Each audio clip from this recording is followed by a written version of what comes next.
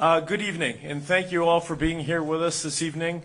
Today I'm joined again by Caleb Cage, the Nevada COVID-19 Response Director, to my left, and Ms. Julia Peak, to my right, a Deputy Administrator in the Department of Health and Human Services. In this role, Ms. Peak helps leading Nevada statewide contact tracing efforts. And I'm pleased to have them both with me here today to answer any questions that you might have of them. As you know, Nevada is continuing to operate in Phase 2 of our Roadmap to Recovery plan, allowing our medical, public health, and emergency response professionals to evaluate and analyze new trends, including what is now a 4-week upward trend in new daily cases. We are still watching a continued increase in our confirmed and suspected COVID-19 hospitalizations as well. Recently, that number reached 439 cases in Nevada's hospitals statewide. However, patients requiring ICU beds and ventilator usage continues to hold steady. The Nevada Hospital Association is regularly evaluating the effects of COVID-19 on staffing, PPE supplies, and bed capacity. At this point, the Hospital Association continues to remain confident that they can serve the needs of all Nevadans. I want to take a moment to remind everyone where we've been. Our goal for Phase 1 was to flatten the curve. Nevadans responded to the challenge and were able to lift some restrictions. To go to Phase 2, our goal was to achieve 14 days of flat or decreasing positive test rate and hospitalizations. Many Nevadans acted responsibly, and after achieving those goals, we reopened much of our economy.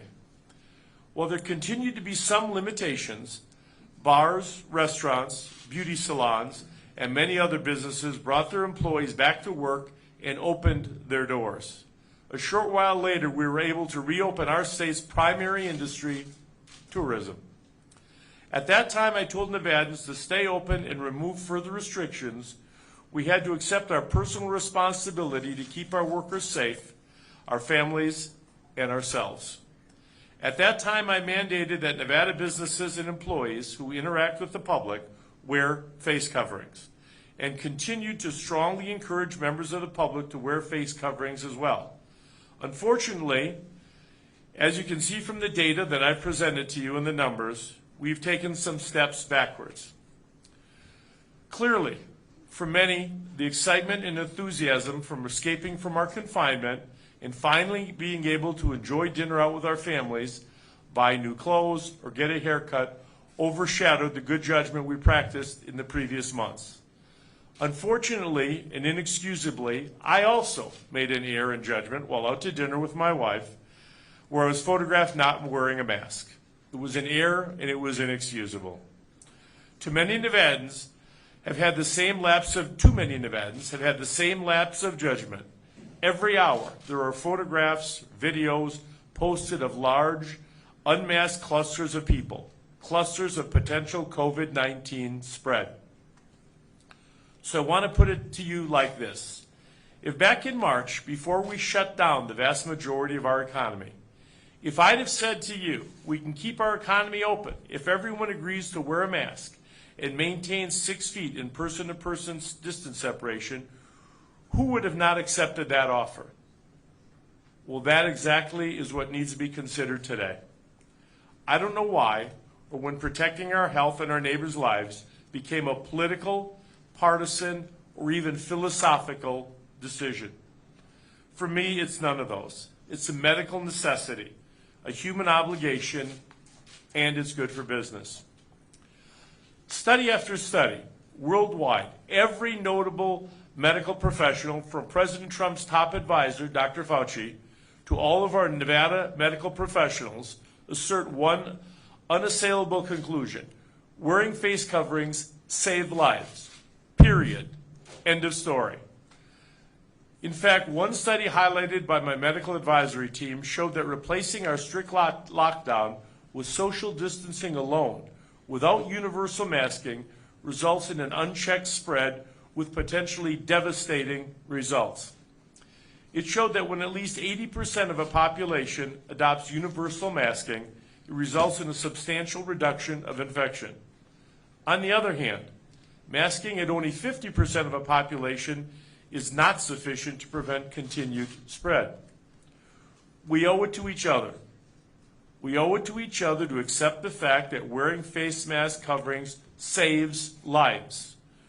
We owe it to the many workers, the healthcare professionals, retail clerks, restaurant workers, grocery store employees, to accept that fact as the truth. We owe it to Nevada's many businesses, large and small, to accept that fact. My fellow Nevadans, I'm offering us all another opportunity to limit our risk for exposure and infection and to keep our businesses open and our economy moving forward. For Nevada to stay safe and to stay open, we must make face coverings a routine part of our daily lives. That's why today, at the recommendation of the medical advisory team, I signed a directive with a new requirement for Nevadans and visitors to wear a face covering, their nose and mouth with a mask or face covering when in public space, whether publicly or privately owned. The directive is effective on Friday. Really, it's effective Thursday night at 11:59 p.m. to give businesses one day to get ready. We understand that the situation in some areas of the state is not as bad as it is in others, and we want to keep it not bad in some of the areas of the state. We recognize that as well as all of the work that everyone across the state has been doing, however, we see a spike in positive cases, and we need to ask everyone around the state to do their very best to keep everyone else and all of us safe. This especially applies to indoor activities in which you are near other people, including grocery stores, retail businesses, malls, and gaming properties.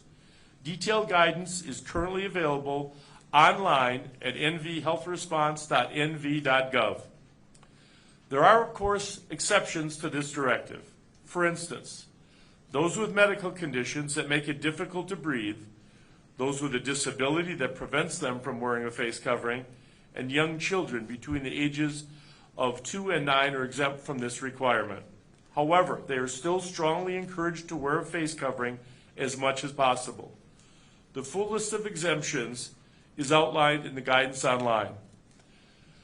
I encourage all businesses to prominently post signage to alert customers and help ensure this directive is followed. I know there are some businesses who have already required face coverings for their customers, and I thank you all for this strong and helpful stance.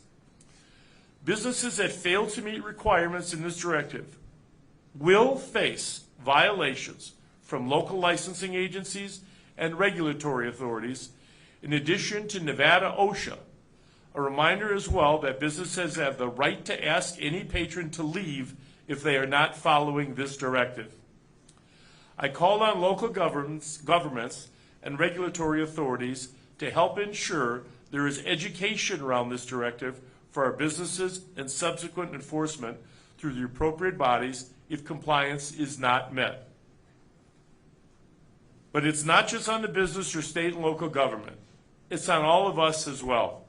I'm asking individuals throughout Nevada to take this seriously and understand the risk you are posing on yourself and others by not wearing a face covering.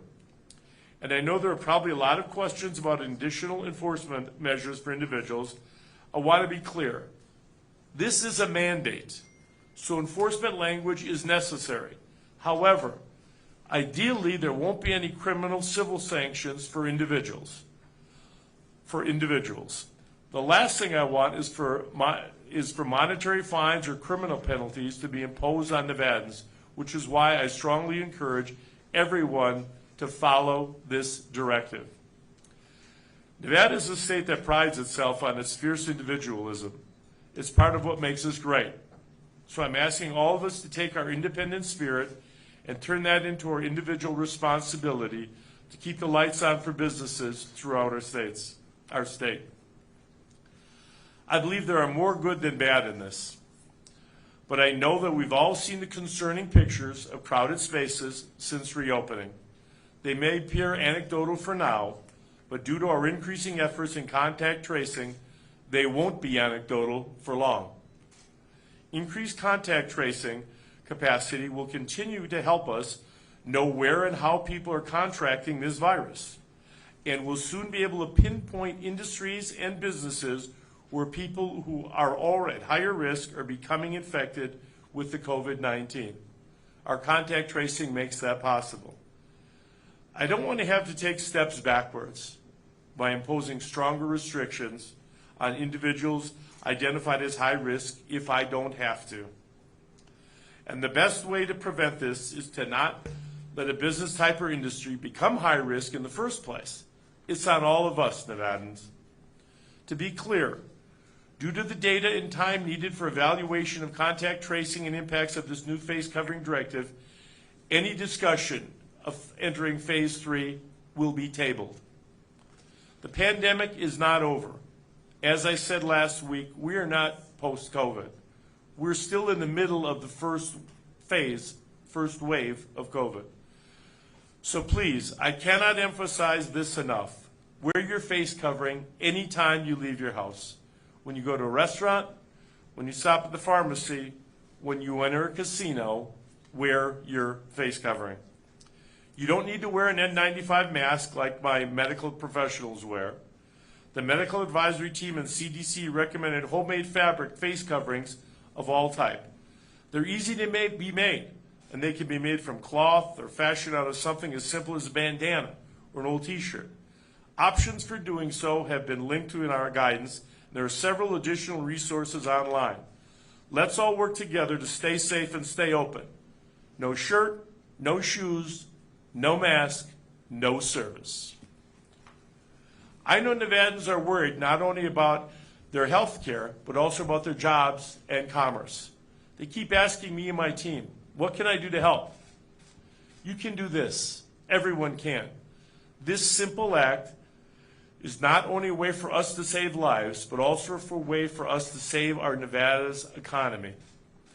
And while I call this press conference to discuss face coverings tonight, I also want to give you a quick update on our state budget. After all, our state budget and economy have been directly impacted by the public health crisis. As you know, the COVID-19 pandemic has caused budget shortfalls for both the 2020 fiscal year and the 2021 fiscal year. Major actions to address the budget shortfall in fiscal year 2020 included the transferring of the rainy day fund, reversing one-time appropriations and capital improvements, and reducing the operating budget by approximately $67.5 million. These were approved by the Interim Finance Committee on June 12th. That brings us to the projected shortfall for the fiscal year 2021. The latest revised revenue projections developed jointly by the Fiscal Analysis Division and the Governor's Finance Office reflects a total general fund shortfall estimated at approximately $1.27 billion. This is approximately 25% of our annual operating budget. We anticipate general fund revenue collections for April business activity will be released in the next few days, at which time the projected shortfalls for both fiscal year 20 and fiscal year 21 will be updated in final actions for both of my budget proposals can be finalized with the most up-to-date numbers. Here's what I want to emphasize before I wrap up. This is not a normal recession.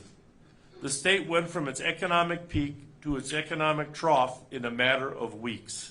As a result, tough decisions had to be made to save lives. Revenues may very well recover faster than expected if the coronavirus were to subside due to responsible actions by all of us, or if a treatment would become available earlier than anticipated, or if revenues recovered more slowly and a second wave slows the reopening of our economy. Unprecedented, historic, uncharted.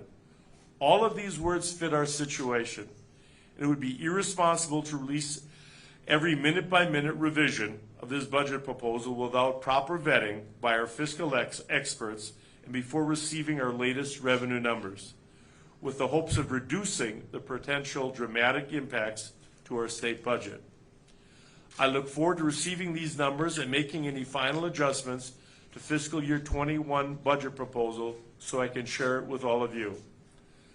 Finally, I want to acknowledge some amazing Nevadans. Back in April, my office launched the Hero of the Day campaign, recognizing Nevadans that have gone above and beyond to help their fellow citizens in response to the COVID-19 pandemic. We recognized medical professionals, first responders, school teachers, grocery clerks, citizens standing up, donation drives, serving food, and many more. As the state continues to reopen, I'm excited to launch a new campaign tonight to recognize Nevada businesses that are following directive guidelines to stop the spread of COVID-19. Tonight we launched the Battle-Born Business Campaign to highlight the businesses taking creative and safe measures to stay safe and to stay open. Please send nominations with a photo and brief explanation for the nomination to Battle-Born Biz Nevada, that's Battle-Born BIZNV, at gmail.com. That's Battle-Born BIZNV at gmail.com. At this time, I'd like to take a moment to recognize some great Nevadans. My staff and I have briefed numerous business leaders, medical professionals, gaming executives, and labor groups. From chambers of commerce to construction workers to gaming executives to hospitality employees, I want to thank you for your understanding, your support, and your commitment to our shared mission, keeping Nevada open, keeping Nevada strong, and keeping Nevadans and our guests as safe and healthy as possible. I'm asking Nevadans tonight to unify in an effort to move forward.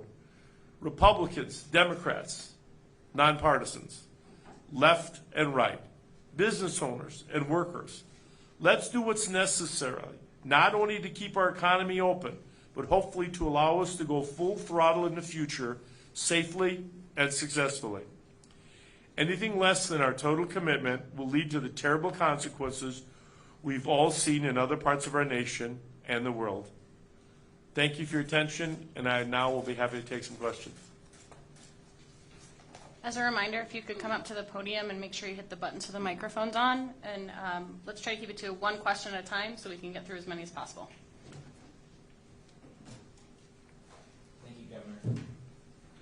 Thank you, Governor. Thank you. As far as benefits go, there are many people who don't qualify for regular unemployment because their W-2s show small amounts of, say, $100, and that system doesn't allow them to file, but then they have issues receiving PUA benefits when almost all their pay falls under self-contractors. What are they supposed to do after a month of the system being up and they're not receiving anything? They keep being told DETR is working on it.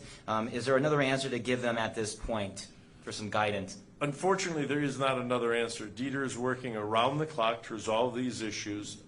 We've gotten to as many of them as quickly as we possibly can. Unfortunately, the ones that are still having trouble are usually an isolated case that they have a specific instance, like you're saying, regarding their wages or whatnot, and they have to be handled on a one-at-a-time, case-by-case basis, and working through them as fast as we possibly can. Is there any way to speed that up, that process? We are working through them as fast as we possibly can. They have to be done individually, and it can take 30 to 60 minutes to do one claim, which means we've got folks that are in there that are doing 12 claims a day. That's all that they can get through a day.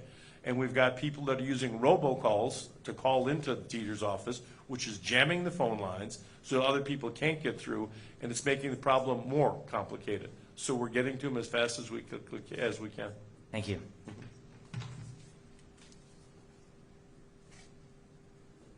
When it comes to the contact tracing, do you guys have any data yet that talks about the protests and some of the businesses that have opened? And then if you do, or if you do get some of that data pertaining to certain businesses that are opened, would you roll back some of the regulations or anything like that? Go ahead. I'll start with the contact tracing and the data. So we are analyzing the data related to this. We've added special questions to our survey so that when we do case investigation, we can track if they've been to a mass gathering, if so, which mass gathering. So we did pull data from from June 4th to June 16th, and we recalled all those cases, so appreciate the patience of those cases who were called. Approximately 11% had been to a mass gathering and 12% had been to a civic activist event. So that's something that will be part of our normal screening, and hopefully can provide more updates on that on an ongoing basis. And with possible rollbacks, would that be possible if it Well, turns out businesses are? I'd hate to roll back an entire industry, but as we do, if we find out that, for example, bars are a lot of calling is saying a lot of this, or if it's another activity that might be causing some of the surges, we will definitely consider taking action in those specific areas and probably have to make some adjustments. Thanks. Thank you. I'll just add that we did also include now occupation on our case survey, so we will be getting data on occupation as well as places visited. So we should have much more robust data so that you can look very specifically at those things. And just a reminder for the press coming to the podium, make sure you hit the button so the microphone comes on. Thank you. Hello? Hi. Okay. Governor, we're about a week out from the first of the month. Can you offer people any assurance that they're not going to get evicted in 1 week? Can you say anything about when the eviction moratorium is going to expire? We're going to be addressing the expiration of the moratorium in the next few days. We're still gathering some data and talking to some of the groups that are involved in this, and we should have an update for that in the next couple of days as it relates to the eviction moratorium. Do you expect there will be some sort of ramp down for folks that haven't gotten paid their unemployment checks and just have no money for this? Well, there's a lot of anecdotal stories about individuals that have got unfortunately haven't got their POOR or their UI, and definitely something that we're considering, and we will have a phased-in or rollback approach as it relates to the moratorium on evictions. Can you say when you guys will be able to provide details about the plan? Since it expires at the end of the month, it would be in the next few days that we'll be able to do that. I'm guessing the next 3, 4, 5 days. Thanks. Thank you. This button? Hi, Governor. You said the last thing you want to do is impose monetary penalties on people for not wearing masks, but just to be clear, is that what this order does, and will that enforcement require more policing? This order is a mandate for folks to wear masks. The mandate is put on individuals and on businesses. We're hoping that they will understand the severity of the situation and voluntarily wear masks. It works. I mean, every responsible medical professional will tell you a mask helps reduce the spread of an infectious disease. Anyone who's denying that is just denying reality. So we will do an education, and we encourage businesses to comply, and we will use local business regulating agencies and state OSHA to go in and make sure that businesses are in compliance with this directive. And if they're not, they will face appropriate penalties. Well, I understand the hope in regards to individuals, but if anyone out of the more than 3 million people in the state doesn't wear a mask, will that be enforced via monetary penalty or another way? I would hope that we would not get to that point where I have police officers walk around with a ticket book for people. That's not what the intent of this is. And you're always going to get people who are going to say, what about this one person who's not wearing a mask? I want to get to the 95% of the people that understand it's in their best interest. If you're young and you're healthy, it might be okay for you, but you could be asymptomatic and you're spreading it to someone else. It's important that they understand that other people wear a mask for you. You wear a mask for other people. We need to do a better job helping people understand this. It is troubling and is really discouraging that this has become a partisan issue about whether or not people want to wear masks. This isn't about partisanship. It's not who you're going to vote for president. It's not about your rights. It's not about, this is about protecting the health and well-being of everybody that you come in contact with. That's what we're talking about. And we're going to keep moving with the questions. We've got a line of folks, so one question at a time, please. Hey, Governor. How you doing? Good. Good. I'm curious how much of this latest increase in cases might be attributable to the fact that we're just testing a heck of a lot more people now than we were. Okay. Increased testing is not the sole responsible reason for our numbers going up. This right here has a lot to do with why numbers are going up. People aren't wearing these. That has a significant impact. The other thing that has had an impact, and it's on the positive side, the impact, is the contact tracing that we are doing. It works. If we test 100 people, that just at random, you test 100 people, you might get a positivity rate of 2, 3, 4% on those 100 people.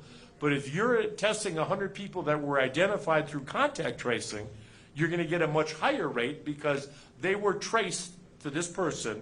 For example, if you got it, you were infected, and you identified that you were with Megan and 10 other people, and we tested those 10 other people, there's a more likelihood that they could have gotten it from you.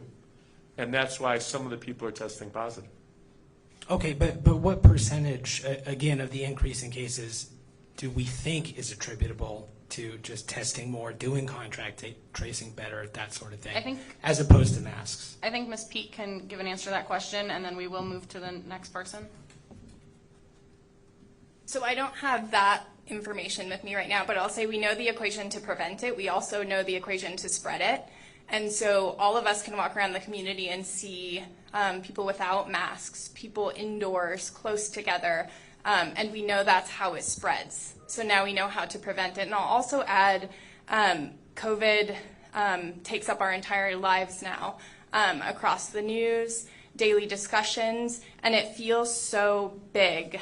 But it also ends up to be the individual behavior that's going to butterfly affect this. So as the governor mentioned, one person who's positive that gets in a car with 4 people, and those 4 people get it. And then those 4 people spread it to 4 more people, who spread it to 4 more people, who spread it to 4 more people. And it's attributed to that first case who got in a car with a group of 4 people. So it's really important to think about the individual when it seems like this huge pandemic and we as an individual can affect change. You absolutely can. And that's what we're seeing through contact tracing. It is the one person, and it spreads and it spreads. Okay, thanks. And I'm going to add that the biggest thing you see when you see the online, and you've got the pictures in your paper and you see them on social media, and you see 50 or 100 people crowded into a bar, nobody's wearing a mask, or they're walking through a mall and nobody's wearing a mask, that causes an increased spread. It's that simple. Thanks. Thank you. Hi, Governor. I want to go back to Dieter for a moment. The director's departure on Friday, she cited threats to her personal safety, and that's happening in other parts of the country as well. Wanted to ask for your personal reaction to that. Also, are other staff, state staff, getting those kind of threats, and have you gotten threats? I can't get into the details about our security plan. I've got my detail here with me, and we've got a whole team that tracks threats. It's unfortunate that Heather was put in this position, and sometimes people are just, I don't know if they don't think before they go online and say some of the things that they say or do some of the things that they do, but Ms. Korbulik should never had to go through what she went through, and we're doing everything we can to keep her safe and all of our state employees safe. Timeline for replacement? Hopefully relatively soon. Thank you. And we have time for a couple more questions for the governor. Hi. So I know in the past you've been reluctant to enforce masks just because we've seen employees, workers get harassed, experience violence. Are you worried about workers in Nevada experiencing that, and what's in place to protect them? Okay, I'm going to emphasize one more time that wearing masks should not be as partisan or an expression of your First Amendment rights or your philosophical views. I would hope that people would take this in the manner in which it's intended, to please wear a mask for everyone's safety. There have been incidents across the country. We hope that doesn't happen here. I encourage all businesses to, they're mandated, they've been mandated to have their employees wearing them. Some of them are doing a real good job of that, and they are going to face the repercussions of that as we continue on our contact tracing, and we got our enforcement agents out into the field to address this. But everyone is mandated to wear a mask. You got it. And does that include law enforcement as well when they're out in public? That'll be up to the individual law enforcement agency as it relates to safety or an occupation, and you can find that all in the directives that are posted online.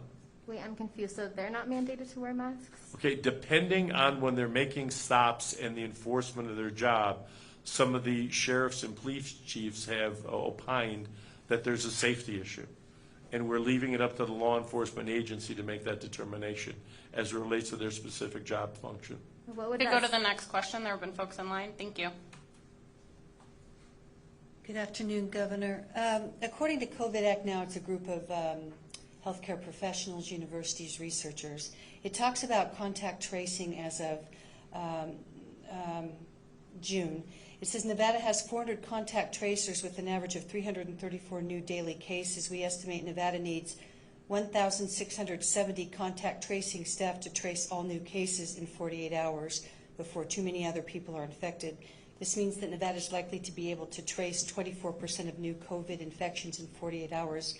All these lower levels of tracing, it is unlikely Nevada will be able to successfully identify and isolate sources of the disease spread fast enough to prevent new outbreaks. I'll handle that one. So we use that same math to develop our plan for contact tracing. And so I could say right now our contact tracers are available 24, from 8 to 8, 7 days a week. And their contact tracing, they have time to address the cases and contacts that are coming in front of them. We also have around 300 folks through the Nevada system of higher education that will be coming on in the next couple of weeks. And I believe I did fill out that survey, and it was last month, and so that was accurate as of last month. So do you need more?